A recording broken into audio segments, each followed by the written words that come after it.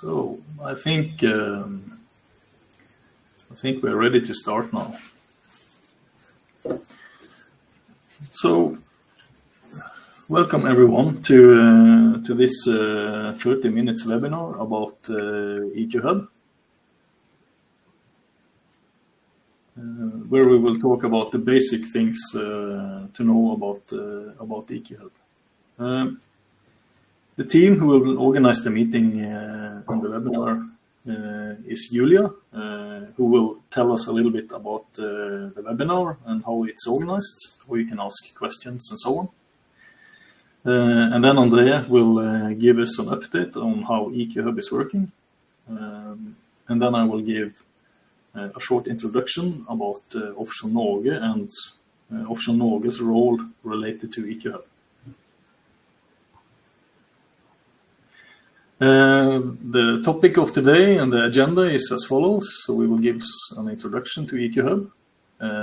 We will take you through and show you how it works and give you some insight. We will give you some tips. We will tell a little bit about integrations, APIs, and so on. And there is a possibility for a Q&A at the end of the webinar. Hello, Julia, a little bit, yeah. Yes, I will also join my colleagues and tell how excited we are to have you here today. So as Ingve mentioned, I will try to share with you some practical information about today's webinar. So to start with, the most important, perhaps, the recording will be available for you immediately after the webinar. You will receive the link together with the email from the system, but also it will be uploaded to the YouTube. And we will also share this link with you via the follow-up email, most probably tomorrow. Now let's talk shortly about our Q&A session. So as Ingve mentioned, at the end of the webinar, we will have a live Q&A, but please do not wait till the end of the webinar, till the Q&A session, and ask your questions as soon as you have some. So now practical stuff, how to actually ask a question here in the system. Here on the slide, you may see the short guide that we have prepared for you. I will go quickly through it. So first of all, on the right bottom of your screen, you can see the questions icon. You need to click on it, and then the questions panel will appear. After that, you need to click one more button, ask a question, and then the pop-up will appear where you actually can type in your question and send your question to us. The question will be displayed then on the questions panel, and that's basically it. That's how you ask the question. One more important thing is that you can actually vote for the questions from other users. So maybe there are some you will be also interested in. And as mentioned at the end of the webinar, we will try to answer your question. We will start from the most popular, the most voted ones. And in case we run out of time, as we have so many people joining today, we will address surely the questions together with the follow-up email. We will send it to you. So we are looking forward to your question. And now I'm passing the word back to my colleague Ingve. I will just tell quickly about Offshore Norge and Offshore Norge's role towards EqHub. First of all, Offshore Norge is a membership organization for the offshore industry in Norway. And Offshore Norge covers several functions in the industry. We cover the function as the employers association. We are an interest organization towards government and society. And then we are organizing collaboration projects and services on behalf of the industry.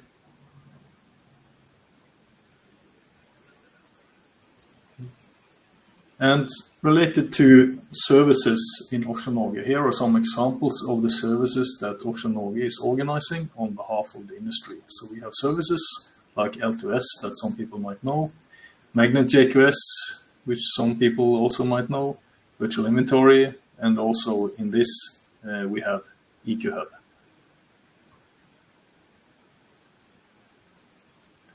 And related to EqHub, what's worth mentioning is that EqHub is now required to be used by all operators in Norway on the Norwegian continental shelf. So that means that if you're delivering to any of these operators or any of these operators' operations or projects, you will have to use EqHub when you deliver your data and documentation on products. So that's required. Also, it's supported by some of the major operators who don't have operations yet, but they will start to use EqHub when they have operations ready for their assets and new assets. Also, EqHub is supported by the major contractors on the Norwegian continental shelf. And then I will give the word to André, who will take us through EqHub. Yeah, thank you, Yngve. So I'll take you now through some insights about the solution. Give you a quick demo.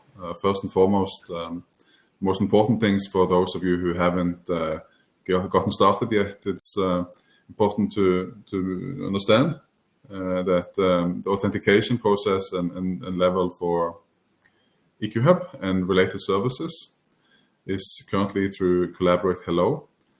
There is a Federation ADFS available here to achieve single sign-on. But if you haven't gotten that already, it's suggested that you wait because Collaborate Hello will be phased out starting this year. There's also a video or several videos available. One of the videos that we have shows how to get started with this sign-up process called Collaborate Hello and how you can get access. Now, before the actual demo, I want to also highlight that there are mainly two different roles in the system or types of access. So the one major one is the operator contractor role, meaning that those companies with that access can get access to everything that isn't restricted. We'll get into this restriction stuff later. They can still request access to restricted data, and they have an access-based dashboard. Suppliers, or the vast majority of users and companies, are under this category. They have access as a default to their own data. They can determine rules for own data, i.e. they can decide whether or not the company has access to their documents or not. They can also, in line with what the operators and contractors can do, they can also request additional access if that is needed. And they also have their own access-based and to-do widgets in the system. So starting with a quick demo of the operator experience, I will attempt here to open, you can see this. So now I'm in the test environment, logged in as an operator. What I can see now, typically, if I have the appropriate access, is 4 sections. I have a home page, I have a requirements page, I have a search menu item, and I have an administration panel here. The administration is for admins or super users within each organization. Not all of the organizations have that, but you just need to know that, be you an operator or a supplier, you can handle your own users if that is something you want. And that's done through this administration panel. So right now on the starting page, what typically all the users end up seeing if they belong to this company is, their own data here, what type of access they have, a logo and so on, a summary from the system, telling the user how many registered products there are, how many of those are approved, total number of documents, total number of available documents, right? Back to this, documents could be restricted, so there's a delta here. Total number of manufacturers with products or documents associated with them. There's also these so-called dashboards that are here, giving the user insight on what's happening, in the system. For example, here, new verified and approved products, information about new suppliers being added to the system, what kind of brands they represent. There's also information here about top classes. You can see there's a lot of valves in the system. There's also a section here that's common for everyone, onboarding information, which will take you to the FAQ and YouTube pages and so on for videos and guides. And on the bottom also, there's a footer with information about support contact details, social media channels, and just in general about Offshore Norge. I'll get back to this in the tool tip section also, but you have really access to the search from the main menu also. There's basically two different type of searches. You can search in documents, or you can search for products, or so-called EqHub IDs. So I can execute a search right now without going through this tab, and it will show me here all the results that I have access to. So about 149,000 products. So if I want to narrow down, for example, to only really be, I'm only interested in approved, and I'm only interested in product revisions that are actually published by the data provider, not too interested in draft versions. I could be also that I'm interested in a specific manufacturer, for example. And now I end up with a list here of 500 items from Bartek. If I want to do some actual analysis on this data, I need to export it, right? Either from the interface or through an API. But since of last night, you now have the option to export this. You can click this export button. It will download the report. You can open the report. Let me just see that it works. Have a double click. And here you have the data. It's quite a number of rows here, so it takes some time.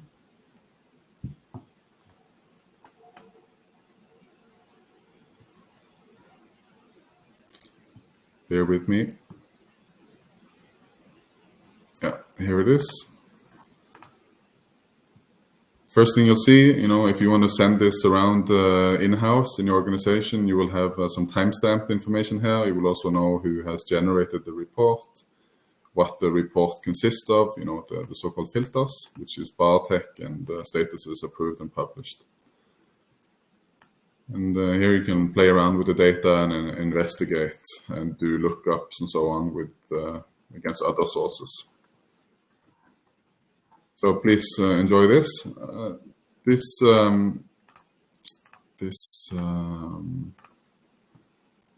is the main, really the main difference. That, as I said initially here, that operators have access to a lot more information. But I don't have access to everything, right? Because if I want to look at what kind of documents are available to me, I can see that there's 64,000. I can also see that of those 64,000, a whopping 13,000, almost 14,000 are restricted. And here we see that me as a user, I can't really access this document. So because it's restricted. We are working on improvements here to make it possible for you to also see and request access directly through the interface, but that's going to come later. Also quickly, we will talk about this later also, but I can explore requirements tied to any given product that is defined. For example, we typically go for valves when we show this. Here I can see when someone registers a valve, or I'm assessing information or completeness tied to a valve, you need to understand that this is the data that the data providers are providing against. So the documents requested for that particular class, described here, indicated with mandatory, conditional documents labeled conditional, in certain cases you need to provide that. Properties also asked for is described here, with also, with access to other references. This is based on, industry standards that are agreed upon, including, set 018. We'll get back to more about this a bit later. So that's the operator view. You have access to everything that is not restricted for you. And for the next next part, I want to show how a typical data provider will experience this system. They will log in. They will see here that same thing, who they are now logged in as, what kind of roles they have, what kind of brands or manufacturer brands they have access to, or can write on behalf of rather. They have a summary of their own products. It could also be other products that they have access to. So this will just summarize that. It will also give an indication of what is in draft, what needs to be redone, what is pending. And definitely the pending list here is under to do, where you can now see that this user has 2 items that are in draft mode. So the user or his colleagues or her colleagues need to finalize those or cancel them. So it's just something you started that needs to be finished in some way or another. And searching as the data provider, you will have access to a lot less. The default is that you have access to your own only, right? So instead of 150,000 records that we saw previously, they have access to, this particular case in test has access to 125 given these parameters in the search. The requirements view exactly the same. Requirements is, manufacturers is also a section where you can see what kind of brands you have access to and who has created that access for you and so on. So it's quite helpful. You can also request new relations or new manufacturers. So that's the quick demo. I will go back to the presentation here.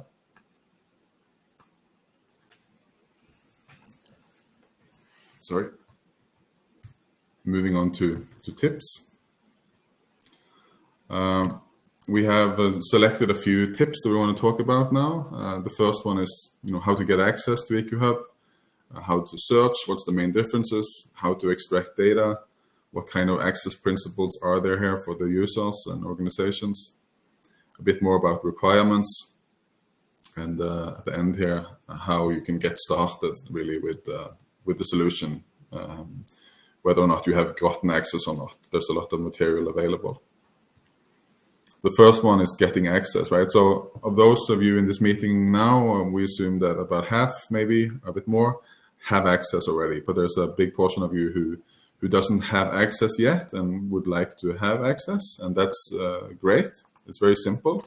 You go and register your company in this on this page where you say who you are and what you want that access to. And then that will be processed. Once you have gotten access to this particular service, you can log on and log into the solution via our main landing page, eqhub.no, or the collaborate.no page. So eqhub.no is just actually a redirect from Collaborate, or the other way around actually. So that's how you get started and get access. Search, try to cover this in the previous section here. There are mainly 2 different searches in the user interface. You can search for products and you can search for documents. You can filter both search. You have different filters available depending on whether or not you're searching for products or documents. There's also occurrences where you will have predefined filters for you. This is mainly achieved by operators. So instead of having 150,000 records, it auto filters them, for approved and published. But the users can deselect that and add their own filters. And you have a lot of freedom here. And if there's aspects that are missing, and you feel like something could be useful, you just send a request to support, and that will be prioritized or at least assessed first and foremost for potential implementation at a later stage. Exports, as I said yesterday, it's been a long time coming now. We made available this export feature where you can export the search results from the user interface. You've already had access to get the same data through an API, but there's the common user, and most of the users are common users, and there's a lot of them, will navigate and use the user interface and this export function right here. But it's the goal is to make the data available and be transparent with what the data actually is. Access levels, we touched this a bit earlier also. you have, as an operator contractor, access to everything that is not restricted. If something is restricted and you need access, you can request that. As a package supplier, you will also have access to read access to everything that is non-restricted. As a data provider, the default is that you have access to your own stuff. Again, access to anything that you need access to, you can clearly find in the system, you can request. And this is handled currently through support. I also want to add here that there are certain data providers that will notice that, well, I only have access to 1 of 5 of my brands. Don't worry, that's by design.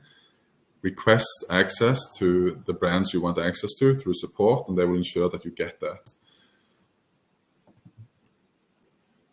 And here I think also Yngve wants to add after I'm done, but the requirements that you see or the user see and adhere to in EqHub is represented through our side solution here called EqHub Norm. And this shows any requirement, document or property-based category requirement for all equipment that is defined. There will be someone who says that there's a missing item here, or there's something wrong, or something is inconsistent. This is just the way it is, and you can report those findings, and it will be governed and handled outside of EqHub. And it's based on the Set 018 standard first and foremost. Yngve, do you want to add something here?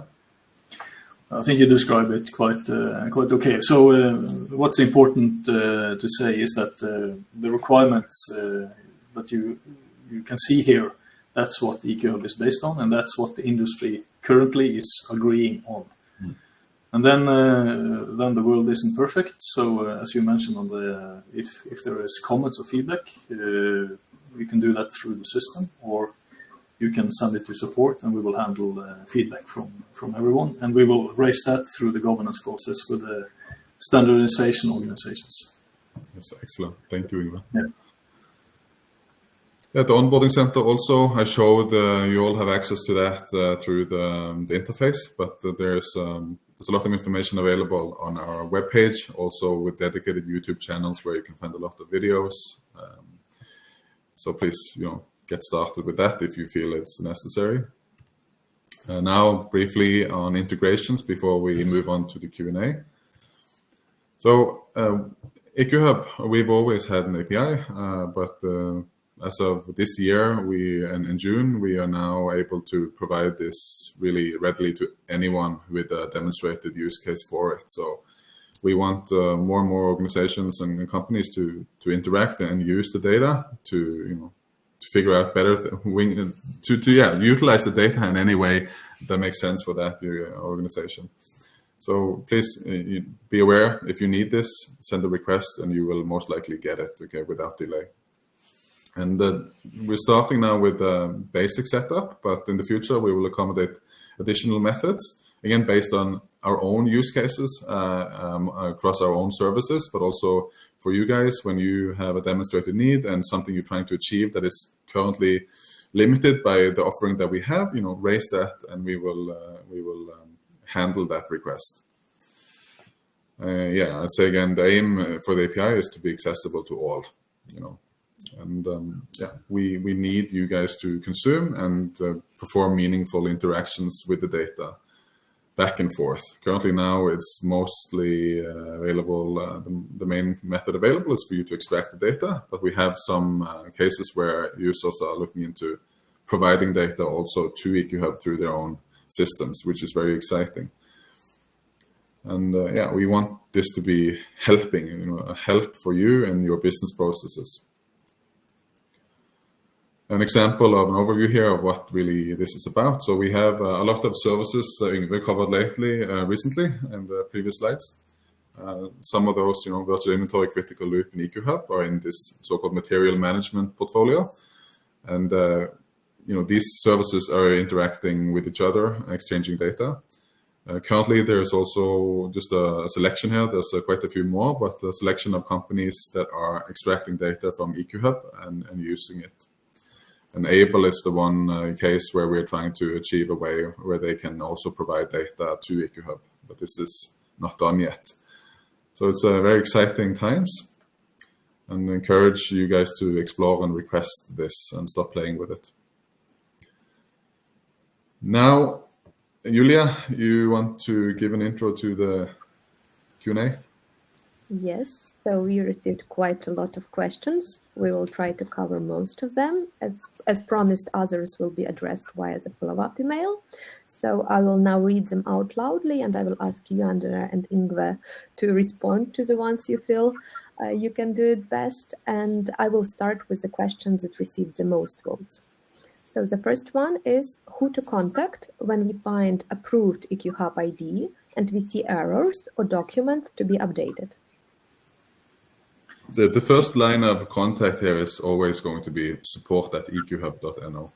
And they will handle these tickets or requests and findings, and they will expedite them down the line, typically to Yngve or me or Knut Dagsvik, anyone working with a particular topic.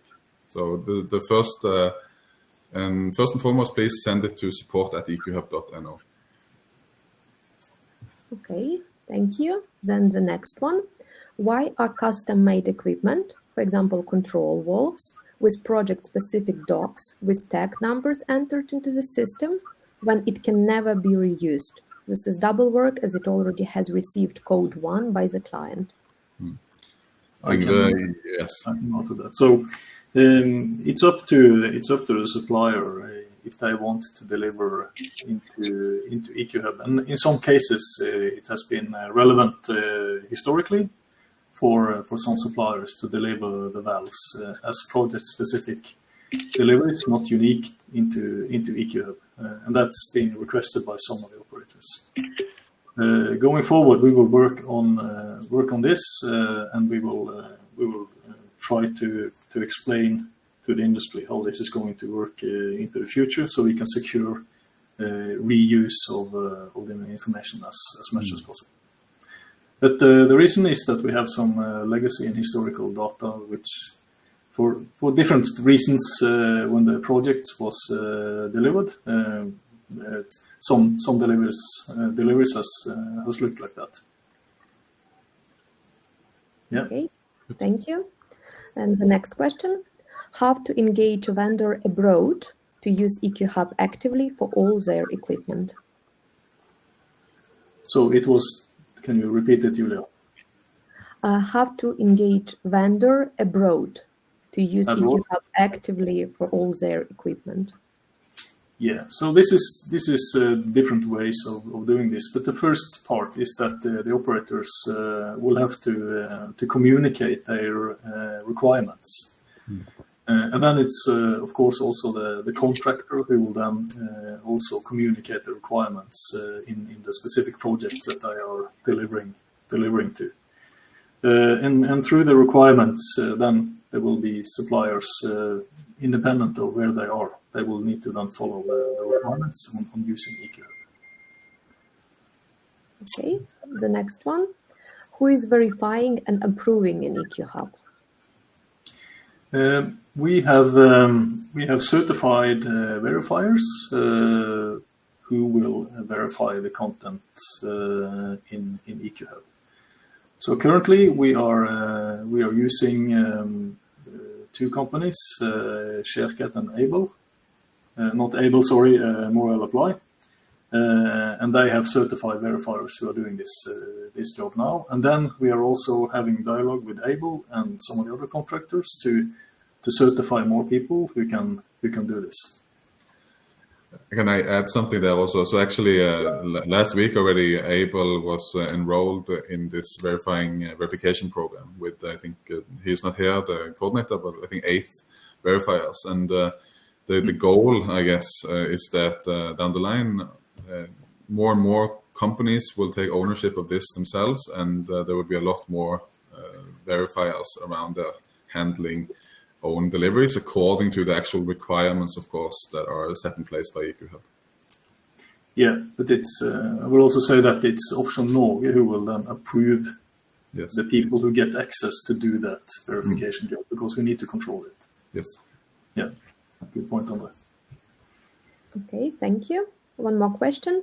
Who is cleaning up all duplicated products?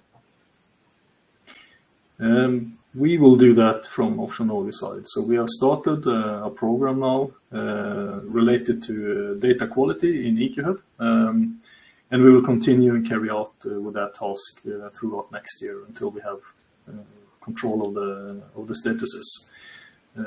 As I mentioned earlier, we have a lot of legacy data, and the history of EqHub is 13, 14 years old.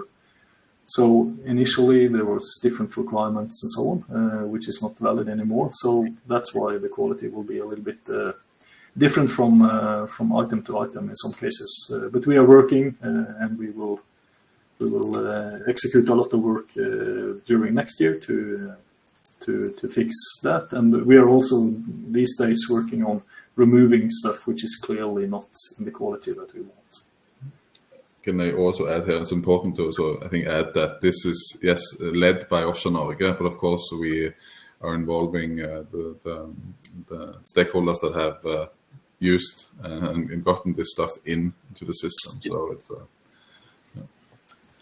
yeah. Thank you. So next question, who is sorry, the questions are jumping as the people are voting. Tech number versus EqHub ID. What is the difference? There's no, yeah, I guess the difference is the syntax in front. So because the tech number is trademarked by the previous supplier of EqHub technology, that's why we needed to remove the tech syntax. But the number is the same.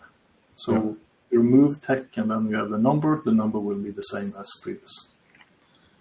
And you can also now, as opposed to before, you have this more granularity in the data here. So if something is a tech that is represented in whether or not the part number plus manufacturer combination is unique or not. So it's the logic is still the same, but as Yngve said, the numbers are always, as before, unique, and they will never be reused. Thank you. Then I think the last question for today, but I will need your help, Andrea or Yngve. It's in Norwegian. If you could open the question. Yngve, maybe you can read the question. It's from I can't see it. Yeah, it has 6 votes. If you could please read it out. I can do it also, I guess. Let's see here. I'll stop sharing for a bit. Sorry. Okay. Questions? Yes, hvilken tiltak har EqHub for å unngå duplikater? So I guess it's to avoid duplicates. That's the question. So I guess in the technology, if you are registering a product and the part number and it's defined as unique, and you try to register the same part number against the same manufacturer once more, you will get a warning. So it will check it. So it's based on the uniqueness and the part number and manufacturer. Then it will check it, and then it will tell you that okay, this one exists from previously. And also, so we have, the system is helping the verifiers and the users even putting in the data to avoid the duplicates. And at the end of the day, there's still ways to create duplicates if you really want to, but it shouldn't be necessary, right? So the verifiers have an important role in making sure that what is put in by the data provider is accurate. So when it comes to the part number, for example, and the combo with the manufacturer is unique, this is done by the verifiers. There's a human aspect to this also. They also, of course, they are people, they can make mistakes. And this is also what Yngve talked about earlier, how to improve the quality. It's not one solution to fix everything. It's quite complex, but this is something we are working on together with the verification guys and the data providers and data owners are going forward, as we've done for years already, but now in with a bit more focus. Okay. Thank you. I think we need to wrap up the question section. The rest of them we will gather and we will answer them and send the response via email, as mentioned before. Yes. So I guess then it's up to me to thank everyone for joining in. I will just mention one thing, which is always also a question, and that is, the costs related to EqHub. So what's important to remember is that there is no cost for suppliers and contractors for EqHub. EqHub is funded through the membership in Offshore Norge, and that means that it's the operators who pay for it, and then it's free of use for anyone who wants to use it. So I guess that's worth mentioning, since there's a lot of questions about that. So then again, thank you everyone for joining in. We will share this on our YouTube channel. I will also emphasize people to join our LinkedIn channel, where we put in news about EqHub every week. So thank you all for joining. Bye-bye. Bye. Thank you. Goodbye. Bye-bye.